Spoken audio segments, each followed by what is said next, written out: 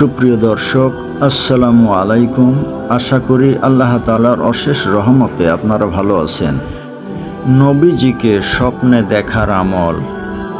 হযরত রাসূলুল্লাহ সাল্লাল্লাহু আলাইহি ওয়াসাল্লাম বলেছেন, যে ব্যক্তি আমাকে স্বপ্নে দেখল সে আমাকেই দেখল, কেননা বিতাড়িত শয়তান আমার রূপ ধরতে পারে না। আর যে ব্যক্তি আমার উপর মিথ্যাচার করল সে তার দোজকের আসন গ্রহণ করল। সহিহ বুখারী 110। নবী করিম সাল্লাল্লাহু আলাইহি ওয়াসাল্লামকে স্বপ্নে দেখতে হলে করণীয় হলো সত্যিকারের নবী প্রেমে মাতোয়ারা হওয়া, তার সুন্নতগুলো পালনের মাধ্যমে আল্লাহর সন্তুষ্টি পেতে উদগ্রীব হওয়া। তাহলেই কেবল নবী করিম সাল্লাল্লাহু আলাইহি ওয়াসাল্লামকে স্বপ্নে দেখা সম্ভব। কোনো আলেম বলেছেন, নবী করিম সাল্লাল্লাহু আলাইহি ওয়াসাল্লামকে স্বপ্নে দেখতে হলে বেশি বেশি দরুদ পাঠ করা, অজু সহকারে পবিত্র হয়ে বিছানায় শয়ন করা, শেষ রাতে উঠে তওবা করা।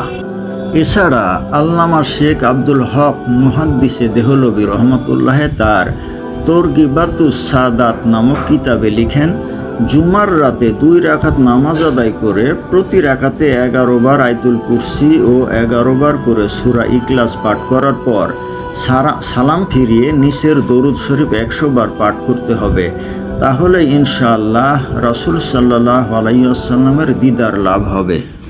দরুদ শরীফটি হলো, আল্লাহুম্মা সাল্লি আলা সাইয়্যিদিনা মুহাম্মাদিন নাবিয়িল উম্মি ওয়া আলা আলিহি ওয়া আসহাবিহি ওয়া সাল্লিম।